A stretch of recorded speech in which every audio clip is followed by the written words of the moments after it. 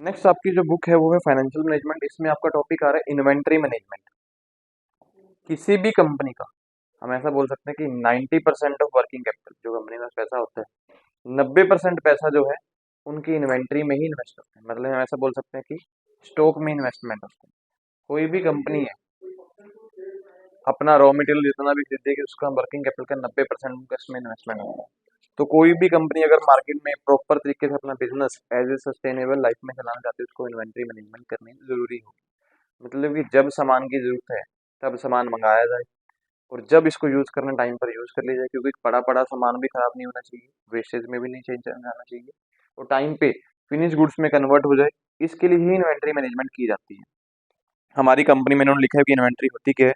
हमारी कंपनी में जो भी हमारे प्रोडक्शन सिस्टम के लिए रॉ मटेरियल होता है उसकी जब प्रॉपर वेरिफिकेशन होती है, उसका डॉक्यूमेंटेशन बनाई जाती है, उसका रिकॉर्ड बनाया जाए, उस चीज को इन्वेंट्री बोलते हैं। इन्वेंट्री के बाद इन्होंने बोला कि what is the inventory management, process of ordering, storing, using and selling A company inventory.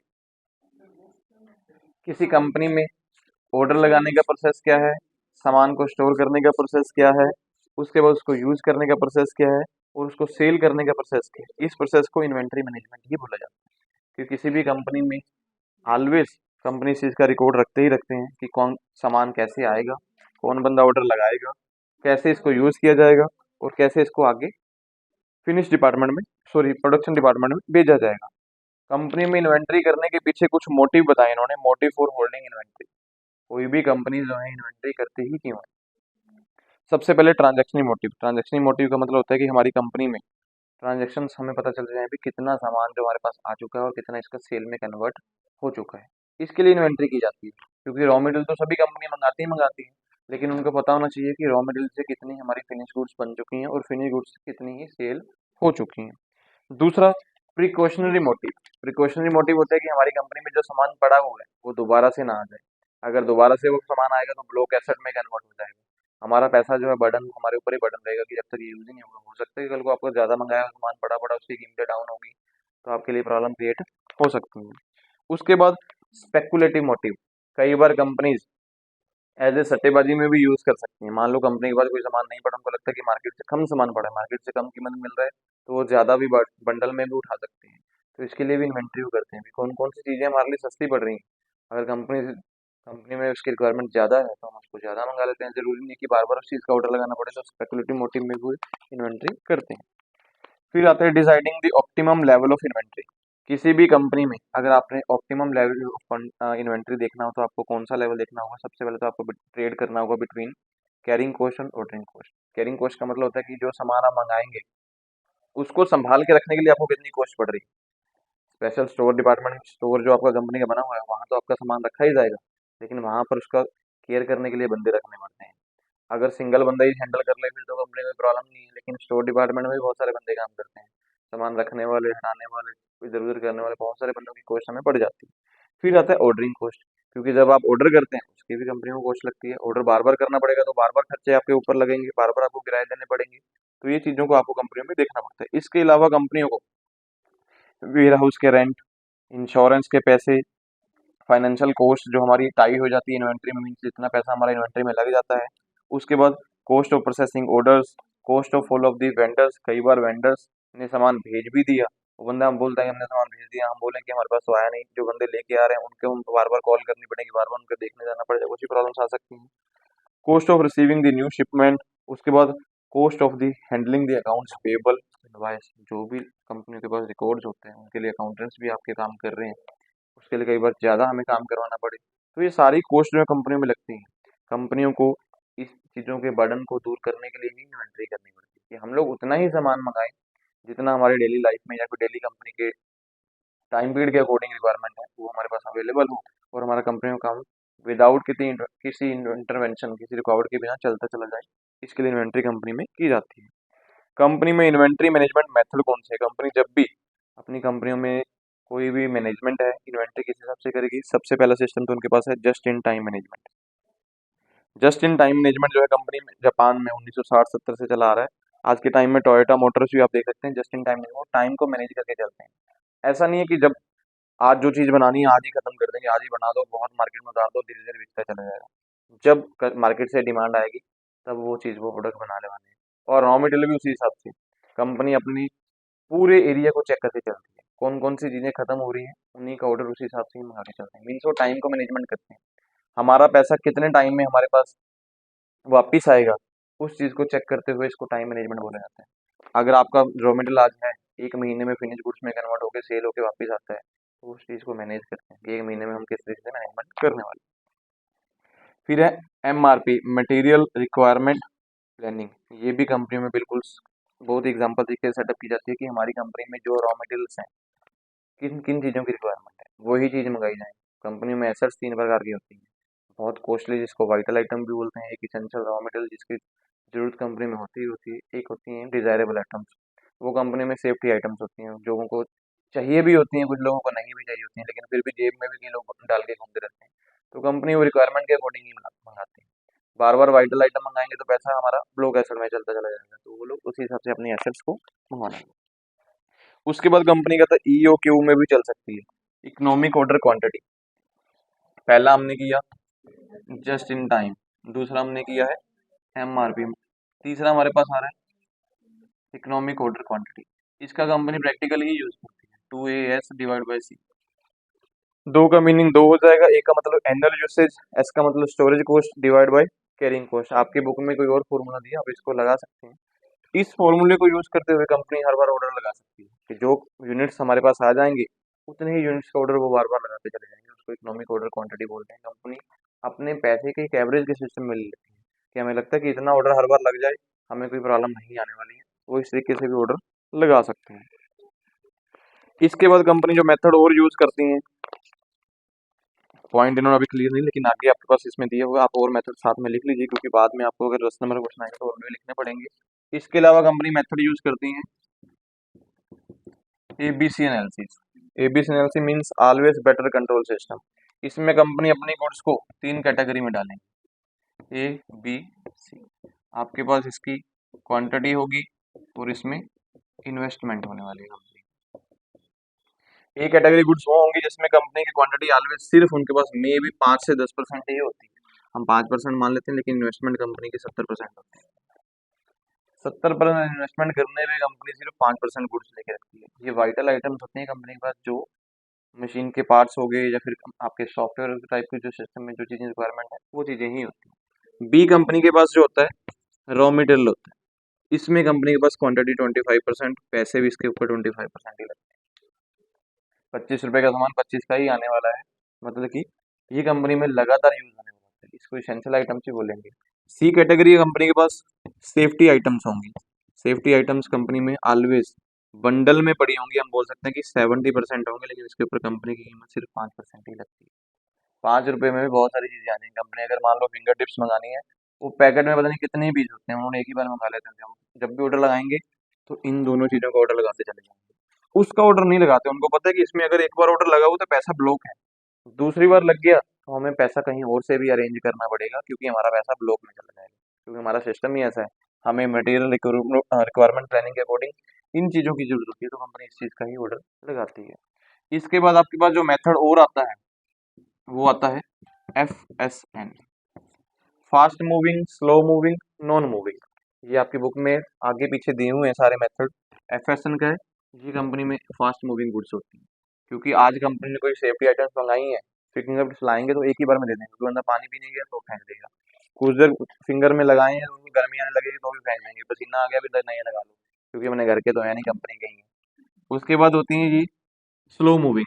Company में जैसे जैसे मटेरियल की रिक्वायरमेंट होती है, तो ये मटेरियल यूज होता चला जाता है, जब खत्म होता है कंपनी ऑर्डर लगा देती है। ये होती है नॉन मूविंग। आज मंगाई गई है, जरूरी नहीं कि रोज ही यूज होंगी। मशीन का पार्ट डेली खराब नहीं होते, हो सकता है कि 1 महीने बाद, हो सकता है कि साल ही खराब ना हो, तो पैसे वैसे ही पड़े चले जाते हैं। कंपनी इन कैटेगरी में फिर इसको भी काम कर लेती है। इसके अलावा आपके पास जो नेक्स्ट मेथड है वो है VED, vital, essential, desirable. Vital item कौन सी होती है कंपनी में? ए कैटेगरी वाली। जो ए कैटेगरी वाली आइटम्स हैं वो वाइटल्स हैं, कंपनी के लिए जरूरी है, ना हुई तो प्रॉब्लम क्रिएट हो जाएगी, कंपनी में ब्रेकडाउन हो सकता है कि एम्प्लॉय को छुट्टी भी करनी पड़े, कंपनी को काम रुक सकता है। तो कंपनी को इनमें पैसा लगा के रखना पड़ता है, लेकिन ज्यादा पैसा नहीं लगाते, वो उतना ही पैसा लगाते हैं। इसेंशियल रॉ मटेरियल है कंपनी का, इसके बिना कंपनी चल ही नहीं सकती, तो ये कंपनी में ऑलवेज होना चाहिए। ये इतनी ही पॉइंट्स में होता है। डिजायरेबल, सेफ्टी आइटम्स कंपनी को मंगानी पड़ती हैं क्योंकि as per government rules company में ये चीज़ें होनी चाहिए। तो कंपनी डिजायरेबल आइटम्स होती हैं, मंगाते हैं कंपनीज वाले, लोगों को देते हैं, जिन्होंने पहनना है पहनो, नहीं पहनना नहीं पहनो, उनकी अपनी कमी होती है। लेकिन कंपनी ने पहले ही साइन करवा दिया कि कंपनी में आप काम कर रहे हैं तो आपको ये रूल फॉलो करने पड़ेंगे।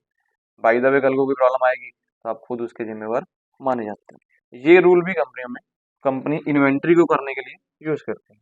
इस FSM, BED, उसके बाद ABC, ये 3 मेथड और भी है। इसके अलावा कंपनी इन्वेंट्री में और भी मेथड यूज करती है। हटाऊं भाई, चलो को भाई तो क्या है। ये तो कंपनियां सिर्फ इन्वेंट्री में इन्वेंट्री करने के लिए इन मेथड को यूज करती हैं, मतलब स्टॉक की टेक करने के लिए। कंपनी अलग अलग मेथड और भी यूज करती है स्टॉक इशू करने के लिए। जब कंपनी स्टॉक इशू करती है तो इन चीजों का भी ध्यान कंपनी में रखा जाता है, क्योंकि कंपनी ने सामान मंगा लिया तो सबसे बड़ी प्रॉब्लम्स कंपनी को आती है कि सामान हमने मंगा तो लिया, इशू कब किसी इस हिसाब से करना है। इसके लिए कंपनी मेथड यूज करती है फर्स्ट इन फर्स्ट आउट। जो पहले सामान आया उसको पहले खत्म करो, क्योंकि अगर पड़ा रह गया तो मे भी प्रॉब्लम आ सकती है कि हो सकता है वेस्टेज में कन्वर्ट हो जाए। ज्यादा टाइम यूज ना हो तो हो सकता 100% चांस हो जाता है कि वेस्टेज में जाएगा ही जाएगा। दूसरा मेथड वो यूज करते हैं LIFO, last in first out. आपकी बुक्स में ये चीजें हैं, मतलब ये मेथड ये भी कंपनी यूज करती है मटेरियल इशू करने के लिए।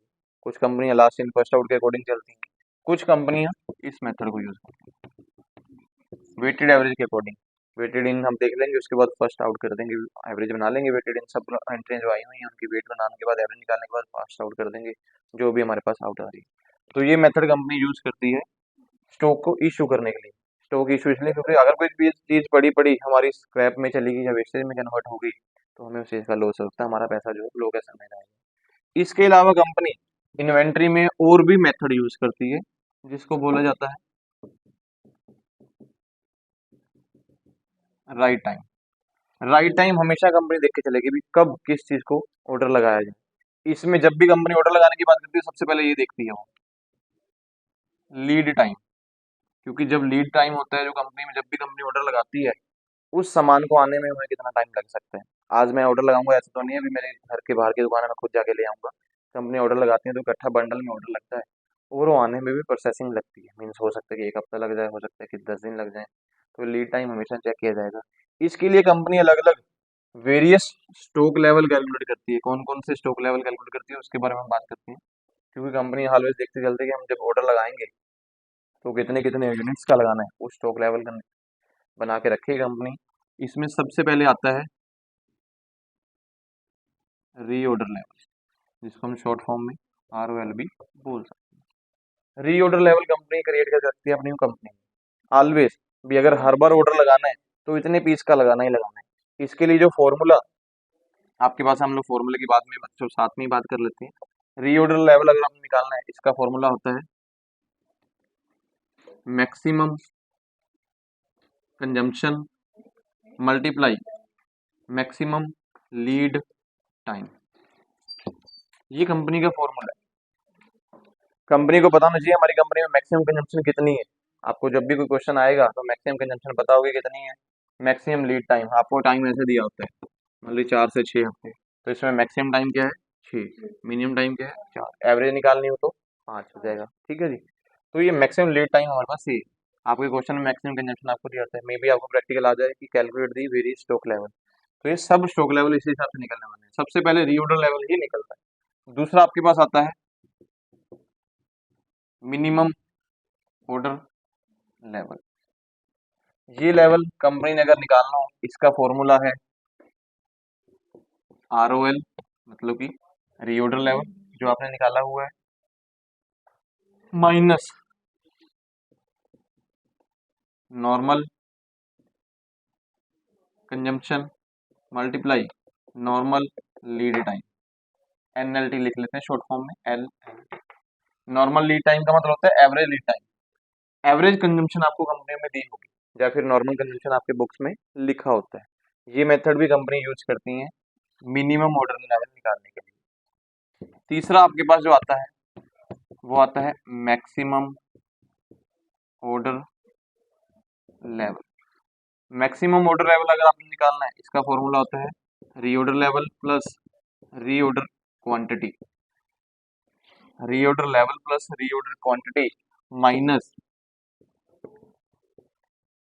Minimum consumption multiply minimum lead time.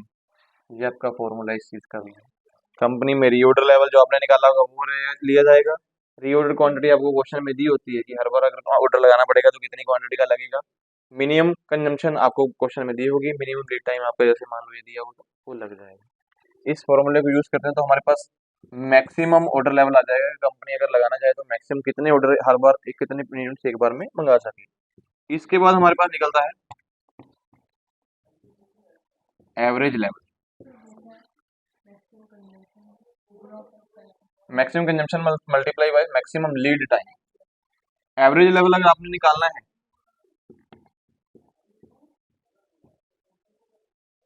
Minimum level plus maximum level divide by 2। मतलब कि ये जो मिनिमम ऑर्डर लेवल है मैक्सिमम ऑर्डर लेवल इन दोनों का टोटल कर लेंगे, डिवाइड बाय 2 कर देंगे तो आपके पास average lead time average stock level आ जाएगा। इसमें एक कंपनी और भी निकालती है danger stock level. Danger stock level अगर आपने निकालना हो, इसका फॉर्मूला है minimum consumption multiply maximum lead time for emergency purchase. ये कंपनियों में तब लगाया जाता है जब कंपनी को लगता है कि हमें बहुत ही इमरजेंसी में सामान चाहिए, तो कंपनी डेंजर लेवल निकालती है। अदरवाइज प्रैक्टिकल में तो आता नहीं है, लेकिन प्रैक्टिकल में तो ये चार चीजें ही आती हैं कंपनी के। ये सीरियल वाइज ऐसे निकलेंगे, पहले रीऑर्डर, फिर मिनिमम, फिर मैक्सिमम, फिर एवरेज। ये तो एक अलग से कंपनी रखती है। इसका टाइम पीरियड भी कंपनी में अगर क्वेश्चन आएगा तो अलग से दिया जाएगा कि मैक्सिमम कितना टाइम लग सकता है इमरजेंसी परचेज के लिए, तो उसको डेंजर लेवल बोला जाता है। ये लेवल भी कंपनी यूज करती हैं सिर्फ स्टॉक को अपनी कंपनी में मेंटेन रखने के लिए, क्योंकि हम लोग उतना ही सामान मंगाए, हमें जितने की जरूरत है वो राइट टाइम ऑलवेज देखेंगे। सामान ज्यादा जरूरत है तो वो मैक्सिमम ऑर्डर लगा देंगे। मान लो हम ऑर्डर लगाने का एग्जांपल प्रैक्टिकल एक क्वेश्चन देख लेते हैं चलो करके भी। इसमें आ जाए कि मान लो इसमें आ जाए आंसर 1000 आ जाए, मैं एग्जांपल के तौर पे इसमें आ रहा है 500, इसमें आ रहा है हम बोले कि 600, इसमें हम बोले कि 400 आ रहा है, एग्जांपल के तौर पे मैंने देख लिया। तो कंपनी को अगर ज्यादा सामान की जरूरत है तो वो 1000 पीस मंगा लेंगे, कम की जरूरत है तो वो 500 मंगा लेंगे, अगर एवरेज में लगाना तो 400 का लगा लेंगे। वो इसी हिसाब से कंपनी में काम चल जाता है। अगर कंपनी को लगता है कि ना मैक्सिमम जरूरत है ना एवरेज की जरूरत है, हर बार जो ऑर्डर लग रहा है तो वो 600 चलने दो, हर बार वो 600 पीस मंगाते चले जाते हैं। ये लेवल ही कंपनी मेंटेन करके चलती है सिर्फ अपनी कंपनी में इन्वेंट्री को हम मैनेज करने के लिए, ताकि हमारा पैसा जो है कहीं पर भी ब्लॉक ना हो जाए। 90% ऑफ वर्किंग कैपिटल किसी भी कंपनी का इन्वेंट्री में ही इन्वेस्टमेंट होता है। ये जो मेथड कंपनी यूज कर रही है सारी इन्वेंट्री में ही यूज करती हैं। इसके पीछे कंपनी का मेन मकसद होता है कि हमारी कॉस्ट जो है कहीं पर भी ज्यादा ना लग जाए और हमारे पैसे जो हैं कहीं डूब ना जाए, ऐसे बोले कि ब्लॉक एसेट में ना चले जाएं। इसके लिए कंपनी हमने अलग अलग जो फॉर्मूला इकोनॉमिक ऑर्डर ABC, इसके अलावा कंपनी यूज करती है जैसे कि bulk shipment, perpetual inventory system में टाइम के अकॉर्डिंग वो ध्यान में रखेंगे कि हमने अपनी कंपनी में इन्वेंट्री कब कब करना है, मंथली करना है, क्वार्टरली करना है, हाफ ईयरली करना है या फिर वीकली करना है। मोस्टली कंपनी जो इन्वेंट्री है वो मंथली मंथली करते चले जाते हैं। एक महीने के बाद संडे जो संडे आता है उसमें इन्वेंट्री वो लोग कर लेते हैं। Vendor management inventory, vendor management inventory का मतलब है कि जिस बंदे से हम लोग सामान मंगा रहे हैं किसी एक 145, मतलब ये पॉइंट ही है सिर्फ मैं जो आपको क्लियर कर रहा हूँ। वेंडर मैनेजमेंट कंपनी का होता है कि हम लोग जिनसे सामान मंगा रहे हैं किसी एक बंदे के ऊपर डिपेंड ना हो, हमें अलग अलग अपने वेंडर्स भी पता होने चाहिए जिससे हम लोग अपना सामान मंगा रहे हैं, वो भी हमें पता होना चाहिए।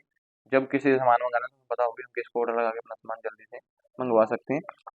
ये भी कंपनी में इन्वेंट्री में टेक्निक्स यूज की जाती हैं। इसके अलावा जस्ट इन टाइम में ये भी company just in time inventory system mostly ज़्यादातर जापान में ही यूज होता है। वो एज ए टाइम ही जो चीज़ों की रिक्वायरमेंट है वो मंगवा लेते हैं। फिर आता है drop shipping, cross docking. Drop shipping क्या होता है? जब process of receiving N order from a customer, हम किसी कस्टमर से सामान मंगा रहे हैं उसके घर तक सामान पर हमने पहुंचाना है, इसमें भी कंपनी को इन्वेंट्री करनी पड़ती है, हमें क्या क्या काम करने पड़ेंगे।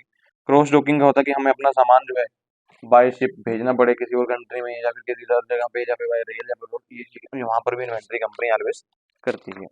इन्वेंट्री करने के पीछे मेन कंपनी के ऑब्जेक्टिव क्या होते हैं, मेन क्वेश्चन हमें इसमें आ सकता है। सबसे पहले इन्वेंट्री का ऑब्जेक्टिव क्या है, मटेरियल अवेलेबिलिटी। कभी भी मटेरियल की कमी ना हो हमारे पास, क्योंकि अगर मटेरियल कम बढ़ गया तो कंपनी का काम रुक जाएगा। Better level of customer service, customer की सर्विसेज में कभी भी प्रॉब्लम ना आए, सामान पड़ा होगा, अच्छा सामान बनेगा, कस्टमर भी सेटिस्फाइड रहेंगे। Keeping wastage and loss to the minimum, हमारा वेस्टेज भी कम रहे, लॉस भी कम रहे, इसके लिए इन्वेंट्री ऑलवेज की जाती है। कॉस्ट इफेक्टिव स्टोरेज, हमारे पास सामान उतना ही हो जिसकी प्रॉपर स्टोरेज हो सकती है और हमारी कॉस्ट भी हमें उसकी कम पड़े। ज़्यादा सामान मंगाएंगे वेयर हाउस में रखना पड़ेगा, हो सकता है कोल्ड स्टोर में रखना पड़े, कुछ ऐसी चीज़ें भी कंपनी में आ जाती हैं, तो उसकी कॉस्ट हमें पड़ती है। Cost value of inventory can be reduce, अगर प्रॉपर तरीके से इस चीज़ को मेंटेन करोगे तो बार बार इन्वेंट्री करने की भी जरूरत नहीं होगी। हमारी कोई इन्वेंट्री करने की वैल्यू पड़ती है कंपनी में, स्पेशल छुट्टी वाले दिन बंदों को बुलाना पड़ता है, जिसकी कॉस्ट कंपनी को अलग से पे करनी पड़ती है।